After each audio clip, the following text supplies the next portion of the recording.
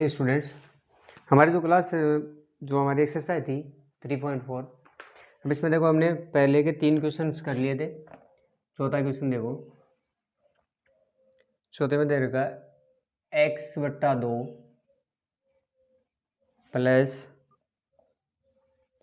2y/3 बराबर है minus में 1। ये हमारी पहली क्वेश्चन दे रखी है और दूसरी क्वेश्चन दे रखी है x माइनस y/3 बराबर दे रखे हैं 3। तो देखो हमने जो पढ़ा था कि हम हमारी विलोपन और प्रतिस्थापन, तो देखो हमने प्रतिस्थापन विधि तो पहले वाली क्लास में पढ़ी थी और विलोपन भी पढ़ी थी। तो देखो आपको सबसे पहले क्या करना है, इन बट्टा वालों को हटाना। देखो यहाँ पर बट्टा में कितना है 2, यहाँ पर है 3 और यहाँ पर भी कितना है 3। तो आप क्या करोगे, इन सब का लघुत्तम निकालोगे। जैसे 2, 3 और 3, इनका लघुत्तम कितना आएगा कि जैसे 2 का भाग दिया तो 1, 3, 3, फिर 3 का भाग दिया तो 1, 1 और 1। इन दोनों को गुणा कर दिया, लघुत्तम आए 6। हम क्या करेंगे कि इन दोनों समीकरणों को 6 से गुणा करेंगे। देखो ये थी हमारी समीकरण नंबर 1 और ये हो गया हमारी समीकरण नंबर 2। तो हम क्या करेंगे, समीकरण 1 और 2 को 6 से गुणा करेंगे ताकि ये अपॉन वाले चले जाएं। जैसे देखो समीकरण को 6 से गुणा करने पर, और देखो हम जैसे इसे 6 से गुणा करेंगे तो हमारी समीकरण ये बन जाएगी x/2 गुणा 6 प्लस 2y/3 गुणा 6 बराबर -1 गुणा 6। इसे थोड़ा सरल कर लेंगे तो देखो ये तो आ गया 3x प्लस में 4y बराबर माइनस में 6 और ये हमारी बन गई समीकरण नंबर 3 हो गई। ठीक इसी प्रकार इसको भी 6 से गुणा करेंगे तो वही देखो समीकरण को 6 से गुणा करने पर, और जैसे हम इसको 6 से गुणा करेंगे तो यहाँ से आगे देखो ये तो आ गया 6x माइनस y/3 गुणा 6 बराबर 3 गुणा 6।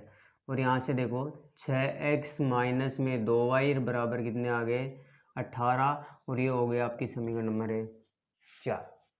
हमने क्या किया, दोनों समीकरणों को 6 से गुणा कर दिया। अब आपको देखो विलोपन विधि पढ़ रहे हैं हम, हमारी कौन सी विधि है, हमारा विलोपन विधि, मतलब हमारी एलिमिनेशन मेथड पढ़ रहे हैं। और इसमें हम क्या करते हैं कि किन्हीं भी मतलब दोनों रैखिक समीकरणों में किसी भी एक चर के गुणांक को समान बनाएंगे। जैसे हम x वाले को बना सकते हो या y वाले को, वो आपकी मर्जी है। जैसे जैसे देखो अगर हम x वालों को बनाना चाहें तो यहाँ पर x के गुणा में 3 है और यहाँ पर है 6 है। तो इसका मतलब यहाँ पर 6 कब आएंगे, जब इस वाले 3 को किससे गुणा करेंगे 2 से। तो देखो समीकरण 3 को 2 से गुणा करने पर, और जैसे देखो आप इसे 2 से गुणा करोगे तो आपकी समीकरण बन जाएगी ये, इसको 2 से गुणा कर दो तो ये हो गया 6x प्लस में 8y बराबर माइनस में 12। और वो वाली समीकरण क्या है 6x माइनस में 2y बराबर है 18। ये आपकी देखो समीकरण नंबर 3 को हमने 2 से गुणा किया तो ये तो 3 वाली है और ये आपकी समीकरण नंबर 4। अब यहाँ से देखो दोनों के समान चिन्ह है तो हम क्या करेंगे, याद रखना यदि समान चिन्ह है तो हम जोड़ेंगे नहीं, क्या करेंगे घटाने पर, और घटाएंगे तो ये माइनस का ये प्लस और ये माइनस। तो देखो ये तो कैंसिल आउट, ये आ गए 6y बराबर ये कितने हो गए माइनस में 30। और यहाँ से y बराबर देखो आपका क्या मान आ गया कि माइनस में तो 30/6, मतलब y का मान आ गया माइनस में 5 आ गया। और ये y का मान -5 कहाँ रख देंगे, तो आप चाहो किसी भी समीकरण में रख सकते हो। कि जैसे हम चाहें कि ये वाला 5 मान रख दें 4 में, तो हम क्या करेंगे कि y का मान समीकरण 4 में रखने पर, और जैसे हम देखो y का मान 4 में रखेंगे तो ये हो गया 6x माइनस 2 गुणा y की जगह -5 बराबर है 18। और यहाँ से आपका मान आ गया 6x प्लस 10 बराबर है 18। और यहाँ से 6x बराबर कितने आ गए 18 माइनस 10, और यहाँ से x का मान आ गया 8/6, मतलब x का मान आ गया 4/3। ये लो आपकी दोनों समीकरण। ये हमारी इक्वेशन थी, हमने इन्हें सरल किया। सरल करने के बाद में y का मान तो आ गया -5, और ये रहा आपका x का मान। समझ गए? तो ये था हमारा पहले क्वेश्चन में जो 4 दे रखे थे वो। तो यहाँ तक अब तक आप समझ गए होंगे कि हमारी विलोपन विधि हम कैसे काम में लेते हैं। अब देखो आपका दूसरा क्वेश्चन।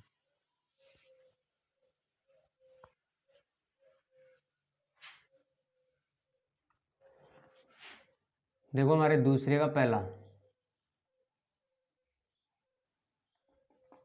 देखो क्या दे रखा है कि यदि हम अंश में एक जोड़ दें तथा हर में से एक घटा दें तो भिन्न एक में बदल जाती है, और यदि हर में एक जोड़ दें तो यह 1/2 हो जाती है। तो देखो यहाँ पर अंश और हर दोनों आ रहे हैं, तो आप ये मान सकते हो, अगर आप चाहो तो दोनों को अलग अलग मान लो। जैसे माना भिन्न का अंश उसको मान लें x, और भिन्न का जो हर है उसको क्या मान लें y। और यहाँ से देखो हमारी इक्वेशन बन जाएगी कि हमारी प्रश्नानुसार देखो इसने जैसे जैसे जो जो शर्तें बता रखी हैं उन शर्तों के अनुसार बनाते हैं। पहली तो ये कि अंश में एक जोड़ दें। देखो यहाँ से जो हमारी भिन्न बनेगी वो भिन्न बनेगी x/y। देखो अंश में एक जोड़ दें और हर में से एक घटा दें, मतलब हर में से एक घटा दिया तो आपकी भिन्न बन जाएगी 1। तो बेटा ये तो हो गया आपकी समीकरण नंबर 1 पहली शर्त के अनुसार। और दूसरी है कि यदि हर में एक जोड़ दें, तो देखो हमारी भिन्न तो वही थी x/y, ये बोल रहा है हर में एक जोड़ दें, तो ये लो जोड़ दिया तो आपकी भिन्न बन जाएगी 1/2, और ये आपकी बन गई समीकरण नंबर 2।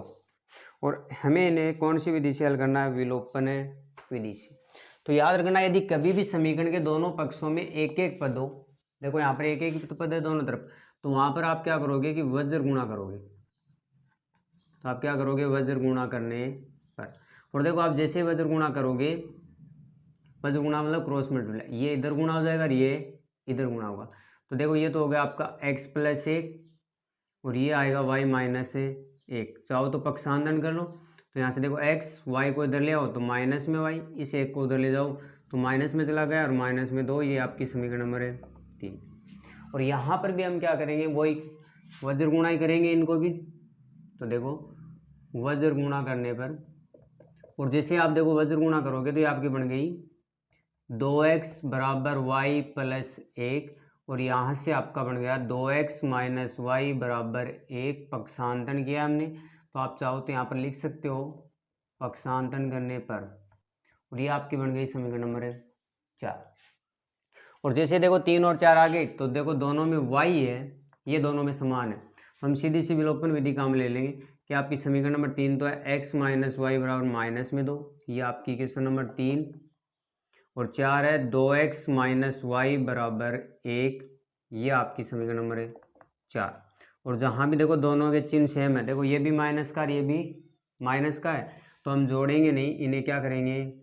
घटाएंगे, क्योंकि आप जैसे ही घटाओगे तो आपकी दूसरी समीकरण के सारे चिन्ह चेंज हो जाएंगे। तो देखो x में से 2x माइनस किया -x, y से y गया ये माइनस में 3, तो यहाँ से आपका x का मान कितना आ गया?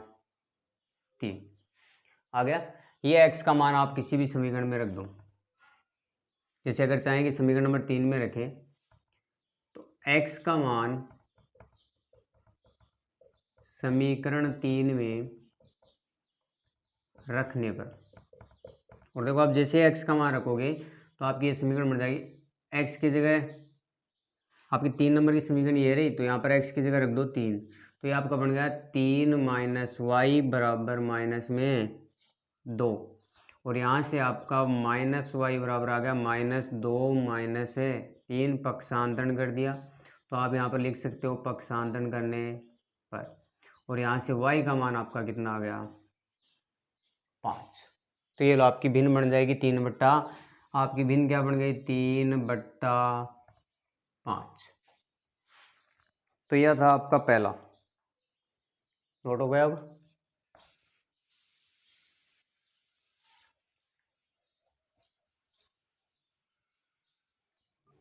अब देखो आपका दूसरा क्या है। दूसरा है 5 वर्ष पूर्व नूरी की आयु सोनू की आयु की 3 गुनी थी। मतलब जो नूरी की आयु है वो सोनू की आयु की 3 गुनी थी, वो भी 5 वर्ष पूर्व है। और 10 वर्ष पश्चात नूरी की आयु सोनू की आयु की 2 गुनी हो जाएगी। तो देखो यहाँ पर नूरी और सोनू दो हैं, तो आप दोनों की आयु मान लो। और एक बात आपको पहले ही बताया गया है कि आपको हमेशा वर्तमान आयु मानना है। तो हम मान लेंगे, जैसे माना नूरी की वर्तमान आयु, और वो कितनी मान लें, x वर्ष। और उसी प्रकार सोनू की वर्तमान आयु क्या हो जाएगी, y वर्ष। हो गए दोनों। और अब इसने जो जो शर्तें बताई हैं उन शर्तों के अनुसार हम हमारी समीकरण बना लेंगे। कैसे, कि जो आपकी पहली शर्त है,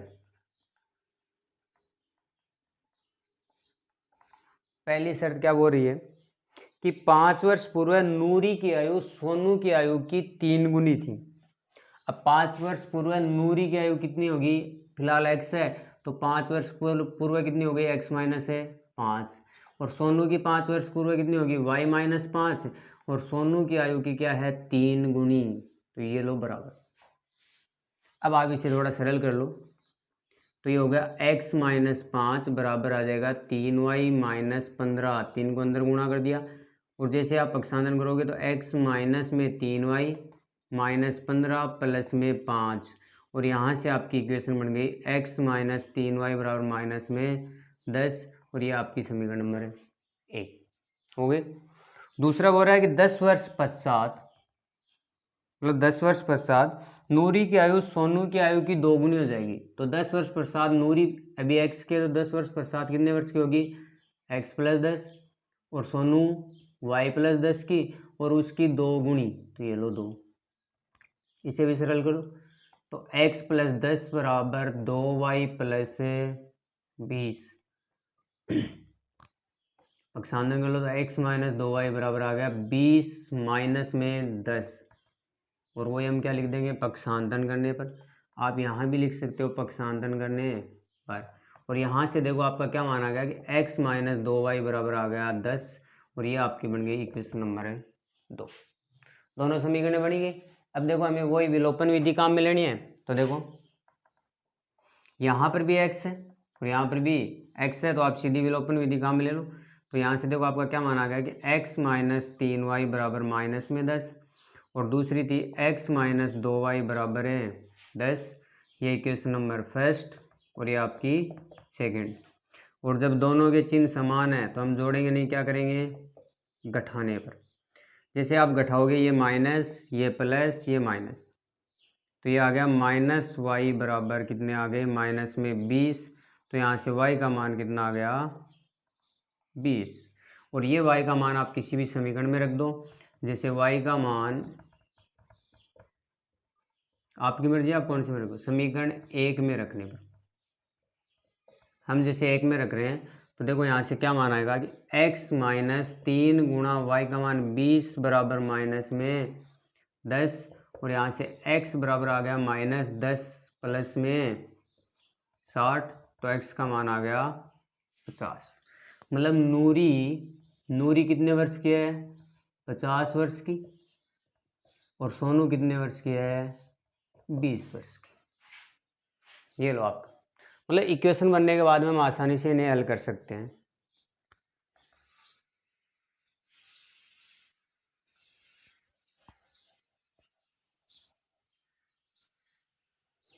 तीसरा देखो कि 2 अंकों की संख्या के अंकों का योग 9 है। अब 2 अंकों की संख्या है, तो आप सब जानते हो कि 2 अंकों में इकाई और दहाई 2 अंक आएंगे। तो आप उन्हीं को मान लो कि जैसे हम मान लेंगे, माना इकाई अंक, उस संख्या का जो इकाई का अंक है उसे तो x मान लें, और जो दहाई का अंक है उसे क्या मान लें, y। x और y मान लिए। तो देखो आपकी संख्या क्या बनेगी, आपकी संख्या बनेगी इकाई का अंक x और दहाई का y है, मतलब हम इसे yx लिखेंगे। लेकिन आपने छोटी क्लासों में इसका विस्तारित रूप पढ़ा है, तो हम इसे ये भी लिख सकते हैं 10y प्लस x, कोई दिक्कत नहीं। और यहाँ से देखो अब इसने जैसे जैसे कहा वैसे वैसे हम हमारी समीकरणें बना लेंगे। पहली शर्त तो इसने ये बताई है कि अंकों का योग 9 है। अंकों का योग कितना है? 9। तो अंक x और y है, तो x प्लस वाई बराबर कितना आना चाहिए? 9। ये आपकी फर्स्ट समीकरण। दूसरा आगे बोल रहा है अंकों को पलटने पर बनी संख्या का 2 गुना है। इस संख्या का 9 गुना अंकों को पलटने पर बनी संख्या। अब आप देखो जैसे ही अंकों को पलटोगे, अंकों को पलटने पर मतलब जो इकाई का उसे दहाई की जगह ले जाए, दहाई की इकाई की जगह, तो ये बन जाएगी आपकी एक्स वाई, मतलब ये बन गई 10x प्लस वाई। और यहाँ से देखो आपकी दूसरी इक्वेशन क्या बनेगी कि इस संख्या का 9 गुना, इस संख्या का 9 गुना मतलब 10y प्लस एक्स, इसका 9 गुना अंकों को पलटने पर बनी संख्या। और अंकों को पलटने पर बनी संख्या बनी है 10x प्लस वाई, और इसका क्या है 2 गुना, और ये लो इक्वल। अब इसे आप थोड़ा सरल कर लो तो आपकी बन जाएगी, देखो ये तो हो गया 90y प्लस 9x बराबर 20x प्लस में 2y। और यहाँ से देखो आपकी क्या इक्वेशन बन जाएगी कि इस संख्या का 9 गुना संख्या के अंक को पलटने पर बनी संख्या का 2 गुना। ये सरल कर लो इसे, सबका पक्षांतरण कर दे उस तरफ, चलो उधर कर दो। तो हो गए 20x प्लस में 2y माइनस में 90y और माइनस में 9x बराबर है 0। और यहाँ से देखो इसमें से ये गए तो ये तो हो गए 11x, ये माइनस में 88y बराबर है 0। और देखो पूरे में 11 का भाग जा रहा है तो x माइनस 8y बराबर 0। ये आपकी बन गई इक्वेशन नंबर 2। दोनों समीकरणें बनी गई और दोनों को हल कर लो तो आपकी संख्या आ जाएगी x प्लस वाई बराबर है 9। और उसमें भी देखो x है तो x माइनस 8y बराबर है 0। ये इक्वेशन नंबर फर्स्ट और ये आपकी सेकंड। वही देखो दोनों के चिन्ह समान है तो हम क्या करेंगे घटाने पर, और जैसे आप घटाओगे ये माइनस ये प्लस ये माइनस, देखो कितने आते हैं 9y बराबर है 9, तो y बराबर आ गया 9/9, मतलब y का मान कितना आ गया 1। y का मान आ गया 1। अब ये दूसरी ये एक इनमें रख दो, किसी भी समीकरण में रख दो, जैसे y का मान समीकरण 2 में रखने पर, और जैसे आप देखो समीकरण 2 में रखोगे तो यहाँ से आपका मान हो जाएगा x माइनस 8 गुणा वाई की जगह 1 बराबर 0। तो यहाँ से x का मान कितना आ गया प्लस में 8। तो देखो आपकी संख्या कितनी बन गई, पहली संख्या तो बन गई वाई एक्स माना था हमने, y का मान 1, x ये आएगा तो आपकी पहली संख्या बन गई 18। और दूसरी एक्स वाई मतलब कितनी बन गई 81। अब देखो देखते हैं कि हमारे आंसर सही या नहीं। तो देखो दोनों को जोड़ने पर तो 9 आ रहे, इस संख्या का 9 गुना अंकों इसका 9 गुना देखो कितना होता है, इसका 9 गुना तो कितने हो गए 162, और इसका 2 गुना हो ही जाएगा, तो आपकी ये संख्या आ गई।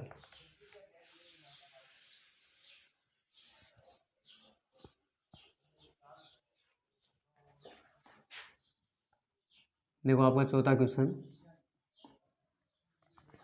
कि मीना 2000 रुपये निकालने के लिए बैंक गई। कितने रुपए निकालने उसे, तो देखो मीना को रुपए निकालने हैं, वो हैं 2000। कितने रुपए लाने के लिए गई, उसने खजांची से 50 रुपये और 100 रुपये के नोट देने के लिए कहा। मीना ने कुल 25 नोट प्राप्त किए। अब जो नोट उसे मिले हैं उसमें एक तो 50 रुपये का नोट है, एक 100 रुपये का है। और तो आप एक काम करो उन्हीं की संख्या मान लो, कि हम मान लेते हैं माना 50 रुपये के नोटों की संख्या, और 50 रुपये वाले कितने मान लें x, और उसी प्रकार 100 रुपये वाले नोट कितने मान लें y। पहली बात तो इसने ये बोली है कि उसे नोट कितने मिले हैं, उसे नोट मिले 25। तो कहने वाला आपकी पहली समीकरण तो ये हो गई कि दोनों नोटों की संख्या को जोड़ने पर आने चाहिए 25। ये आपकी समीकरण नंबर है 1। पहली समझ गए ना। दूसरी देखो एक बात है कि हमारे पास चाहे जितने रुपए हैं, हम चाहे कितने के भी नोट ले लें, तो वापस वो रुपये तो उतने होने चाहिए। देखो उसने निकाले हैं 2000, 50 रुपये के नोट कितने हैं x, तो उनके रुपये कितने हो गए 50x। और उसी प्रकार 100 रुपये के कितने हैं y, तो उनके रुपये कितने हो गए 100y। और जोड़ने पर कितने रुपये आने चाहिए 2000। और देखो पूरे में 50 का भाग जा रहा तो दे दो x प्लस 2y बराबर ये कितने आ गए 40। ये आपकी समीकरण नंबर है 2। अब आप इन दोनों को हल कर लो, आपके नोटों की संख्या आ जाएगी, देखो कितनी आएगी। पहली समीकरण है x प्लस वाई बराबर 25, इक्वेशन नंबर फर्स्ट। और दूसरी बोरी x प्लस 2y बराबर है 40, समीकरण नंबर है 2। और वो देखो दोनों के चिन्ह समान है, इसलिए हम क्या करेंगे घटाने पर, और घटाते ही इसके साइन चेंज हो जाएंगे, माइनस, ये भी माइनस, ये भी माइनस। तो यहाँ से देखो माइनस वाई बराबर आ गए माइनस में 15, तो y का मान कितना आ गया 15। और ये y का मान आप चाहो तो किसी भी समीकरण में रख दो। तो जैसे देखो y का मान समीकरण 1 में रखने में, और जैसे देखो हम समीकरण 1 में रखेंगे तो ये आ गया x प्लस 15 बराबर 20, और यहाँ से आ गया x बराबर 20 नहीं 25 है सॉरी, x बराबर आ गया 25 माइनस 15, और x बराबर कितने आ गए 10। और हमने x किसके नोटों की संख्या मानी थी 50 रुपये के, तो 50 रुपये के तो नोट कितने मिले उसे 10, और 100 रुपये के कितने दिए हैं 15।